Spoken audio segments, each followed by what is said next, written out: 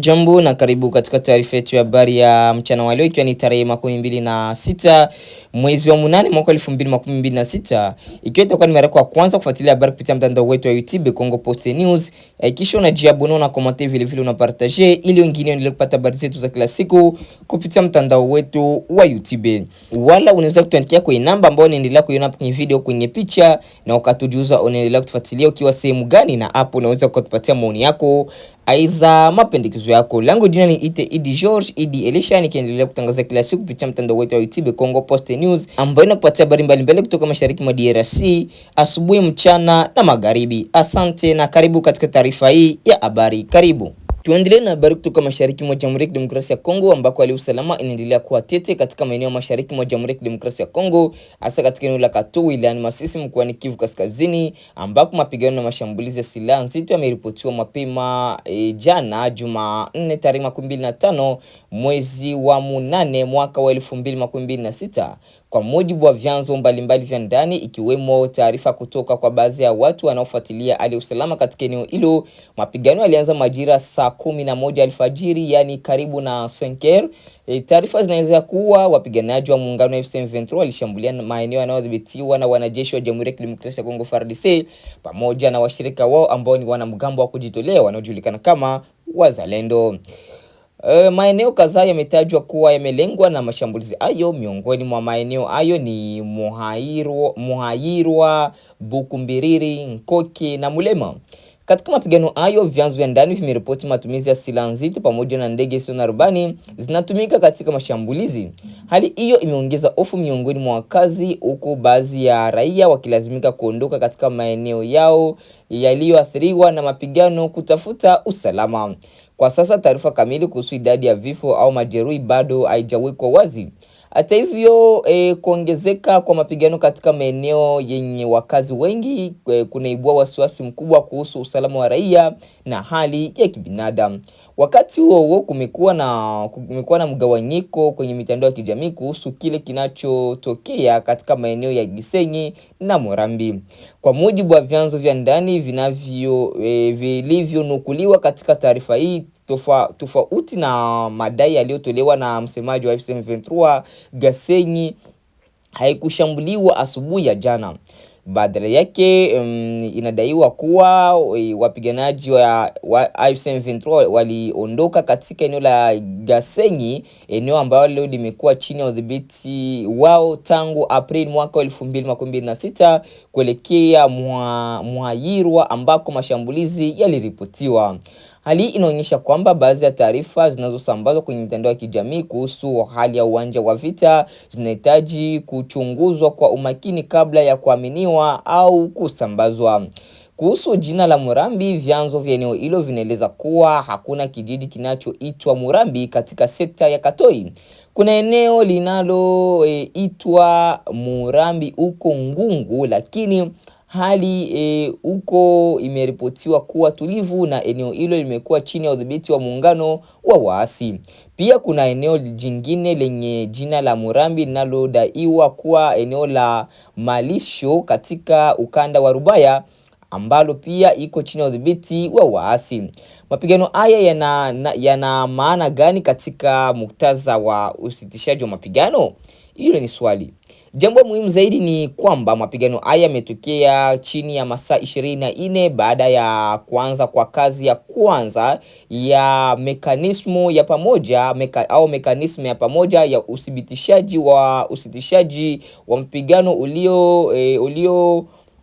uliopanuliwa na MCVA iliyotumwa huko Minembwe mkoani Kivu Kusini. Mekanisme hiyo imeundwa kusaidia kufuatilia hali ya usalama na kurekodi ukiukwaji wowote wa usitishaji wa mapigano uliokubaliwa katika mchakato wa kidiplomasia unaoendelea. Kwa hiyo mapigano ya Katoi yanaweza kuwa na mtihani mkubwa kwa mfumo huu mpya wa ufuatiliaji. Ikiwa mapigano yataendelea katika maeneo mbalimbali ya mstari mbele au kwenye uwanja wa vita, MCVA itakuwa na jukumu muhimu la kubaini kilichotokea, nani alianzisha mashambulizi, na kama makubaliano ya kusitisha mapigano yamekiukwa. Wakati hali ikiendelea kuwa tete nchini DRC, mjini Kigali, rais wa Rwanda Paul Kagame amesema kwamba itaendelea kuwa sehemu ya mgogoro wa mashariki mwa Jamhuri ya Kidemokrasia ya Kongo kwa muda ambao kwa mtazamo wake swala la FDLR, yani Force Democratique de la Liberation du Rwanda, haijapatiwa suluhisho kamili. Kauli hii inaonyesha kwamba swala la FDLR bado ni moja ya hoja kuu inazotumiwa na Kigali kueleza msimamo wake kuhusu usalama katika eneo la mashariki mwa Jamhuri ya Kidemokrasia ya Kongo. Kwa upande mwingine, serikali ya Kongo na wadau wengine wa kikanda wamekuwa wakitaka juhudi za kidiplomasia zisaidia kupunguza mapigano na kuweka mazingira ya amani ya kudumu. Kwa mtazamo mpana, kinachotokea Katoi kinaonyesha ugumu wa utekelezaji wa makubaliano na usitishaji wa mapigano wakati hali ya uwanja wa vita bado haijatulia. Kuanzishwa kwa mfumo huo wa ufuatiliaji ni hatua muhimu, lakini mafanikio yake yatategemea uwezo wa kuchunguza matukio kwa uhuru, kukusanya ushahidi na kutoa taarifa zinazoaminika kuhusu ukiukwaji wa makubaliano. Pia harakati za wapiganaji kutoka maeneo yanayodhibitiwa kuelekea maeneo mengine zinaweza kuashiria kwamba mstari mbele bado unaendelea kubadilika. Jambo la muhimu zaidi ni usalama wa raia. Katika mapigano kila mapigano yanapotokea maeneo yenye wakazi, hatari ya watu kukimbia makazi yao, kupoteza mali na kukosa huduma muhimu inaongezeka. Kwa kumalizia, mapigano yaliyoripotiwa eneo la Katoi huko Masisi yanaonyesha kwamba licha ya juhudi mpya za kidiplomasia za kuanzishwa kwa mfumo wa ufuatiliaji wa usitishaji wa mapigano, hali ya usalama katika eneo la mashariki mwa Jamhuri ya Kidemokrasia ya Kongo bado ni mbaya. Sasa macho yanaelekezwa kwenye MCVA na uwezo wake wa ufuatiliaji matukio ya uwanja wa vita, wakati jamii za eneo hilo zikiendelea kusubiri jambo moja kuu la mwisho wa mapigano na kurejea kwa usalama katika maeneo yote yaliyokuwa yakiishi vita. Tuendelee na habari kutoka mashariki mwa Jamhuri ya Kidemokrasia ya Kongo, ambako hali ya usalama inaendelea kuwa mbaya katika eneo la Kivu Kusini mashariki mwa Jamhuri ya Kidemokrasia ya Kongo baada ya mapigano makali kuripotiwa Jumanne tarehe 25 mwezi wa 8 mwaka 2026 katika eneo la Mwae Plateau wilayani Fizi. Kwa mujibu wa vyanzo vya ndani, mapigano hayo yalihusisha wapiganaji wa Twirwaneho Red Tabara ambao wanaelezwa kuwa washirika wa M23 dhidi ya wapiganaji wa ndani wanaojulikana kama Wazalendo. Mapigano hayo yaliripotiwa kuanza au kushika nguvu katika muda wa mwisho wa alasiri, ambako wakazi walisikia milio ya silaha nzito nyepesi katika sekta ya Mtambala. Taarifa kutoka eneo hilo zinaeleza kuwa wapiganaji wa Wazalendo walifanikiwa kuwasukuma nyuma waasi wa Twirwaneho kuelekea eneo la Asubu. Hata hivyo, kwa sababu mapigano bado yanaendelea katika maeneo ya milimani, hali ya udhibiti wa maeneo hayo bado haijawekwa wazi kabisa. Mashahidi waliopo katika eneo hilo wanasema mstari mbele wa mapigano unaendelea kusogea katika maeneo ya milima ya Asubu kuelekea upande wa Alenge. Harakati hizo za kijeshi zimeanza kuwa na hatari kubwa kwa raia. Baadhi ya wakazi wameripotiwa kuondoka katika maeneo yao karibu na mstari wa mbele wa mapigano wakitafuta maeneo salama zaidi kutokana na milio ya silaha na hofu ya mapigano kuendelea kusonga mbele kuelekea maeneo ya makazi yao.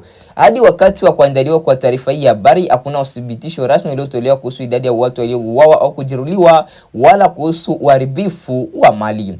Kwa hiyo taarifa zinazoweza kusambaa kwenye mitandao ya kijamii kuhusu idadi ya watu walioathirika zinapaswa kuchukuliwa kwa tahadhari hadi zitakapothibitishwa na vyanzo rasmi au vyanzo uhuru vya kuaminika. Mapigano ya Fizi yanatokea wakati ambako tayari kuna juhudi za kidiplomasia za kujaribu kupunguza mapigano katika eneo la mashariki mwa Jamhuri ya Kidemokrasia ya Kongo.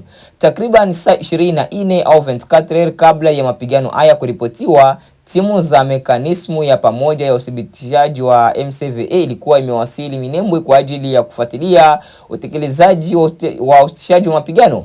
MCVA ina jukumu muhimu la kuchunguza matukio yanayoweza kuwa ukiukwaji wa makubaliano ya kusitisha mapigano na kusaidia kuweka kumbukumbu ya kile kinachotokea kwenye maeneo ya vita. Kwa hiyo kuzuka kwa mapigano mapya kwa muda mfupi baada ya kuwasili kwa timu hiyo kunaweka changamoto kubwa mbele ya mfumo wa ufuatiliaji. Swali kubwa sasa ni iwapo mapigano haya yatachukuliwa kama ukiukwaji wa usitishaji wa mapigano na kama timu ya ufuatiliaji itaweza kufika karibu na maeneo yaliyoathirika ili kukusanya taarifa na ushahidi wa kile kinachotokea.